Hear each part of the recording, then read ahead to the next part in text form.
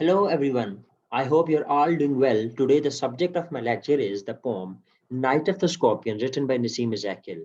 In the previous lecture we discussed Nassim Ezekiel as poet and a playwright as well, and we also had a brief overview of this poem Night of the Scorpion. Let me tell you before starting the poem that this poem has been this poem we come to know in this poem we come to know about a mother who was stung by a scorpion and she was in pain and her child, that is our poet Nassim Ezekiel, he experiences these scenes, and now he is telling us he is telling all those scenes, he is recapturing all those scenes in this poem. So we can say that we come to know about that pain which the poet's mother feels when she was stung by a scorpion, and we come to know about that pain through a child's point of view. यानी poet जो हैं वो खुद अपना experience इसमें बयान करते हैं। नसीम ज़ाकिर जब वो बच्चे थे तो उन्होंने ये सीन सब खुद देखे और फिर अब वो इसको इन सब को रिकैप्चर कर रहे हैं। यानी poet is the narrator, poet is poet himself experiences all those scenes. Now he is the narrator, he narrates all those scenes in this poem. I remember the night my mother was stung by a scorpion. 10 hours of steady rain and had driven him to crawl beneath a sack of rice.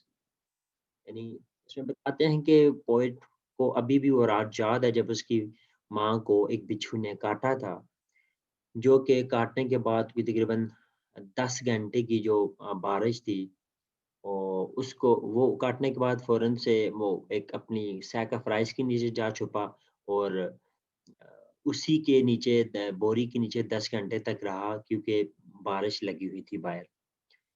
Parting with his poison, flash of diabolic tail in the dark room, he risked the rain again.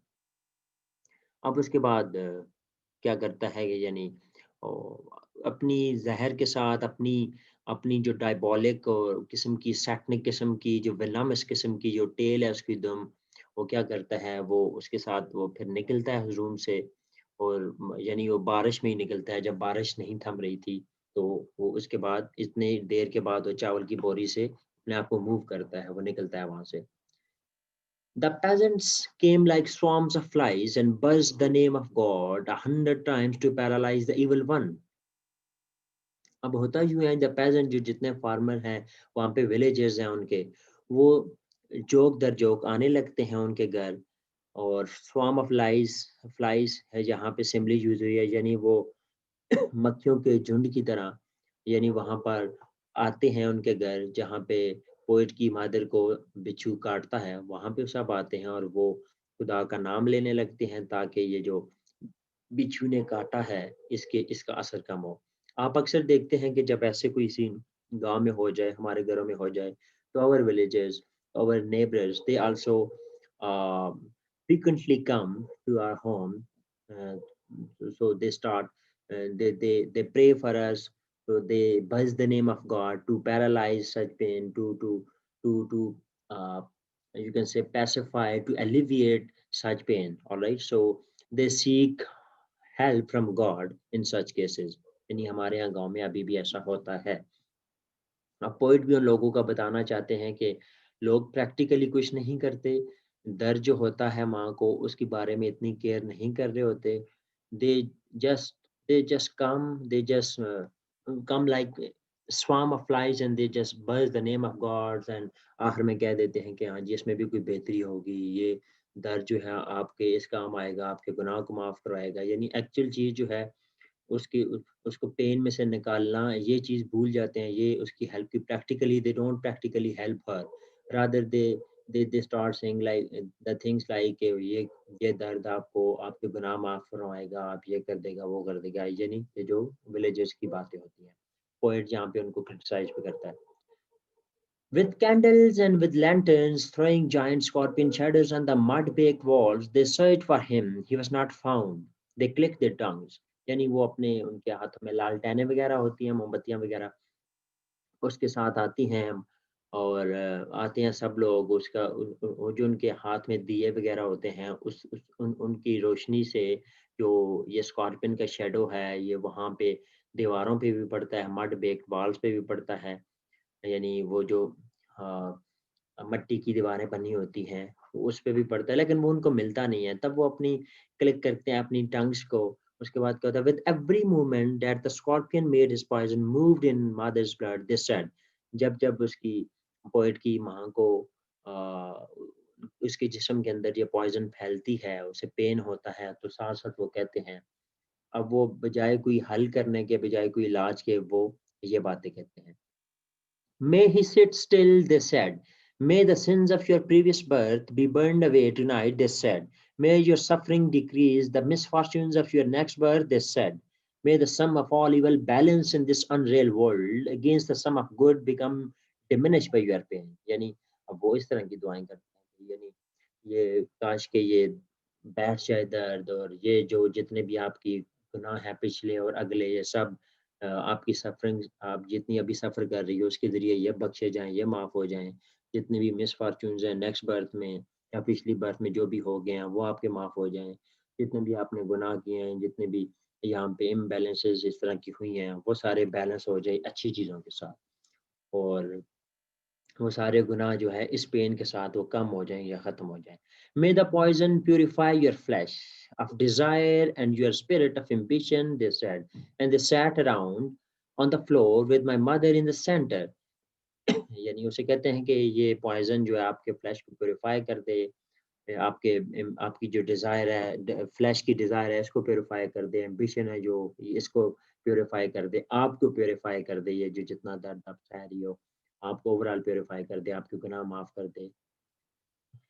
The peace of understanding on each face, more candles, more lanterns, more neighbors, more insects and the endless rain। ये scene है, और candles और लोग आने लगते हैं, और lanterns आने लगते हैं, और नेबर्स आते हैं, और कीड़े मकोड़े आते हैं, और एंडलेस रेन वो जारी रहती है।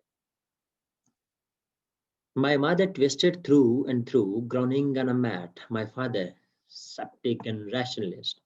अब यहाँ पे पोएट के फादर का हमें बताया जा रहा है कि वो किस टाइप के बंदे हैं, और उनकी अप्रोच बताई जाती है, which is totally 180 degree opposite to the neighbors, to the people who are coming just to stage a kind of sit-in, alright, just to see this spectacle, यानी वो तमाशा वगैरह तमाशबीन बन के आते हैं, जब इर्द गिर्द खड़े होकर बातें करते हैं इस तरह की लॉजिकल किस्म की।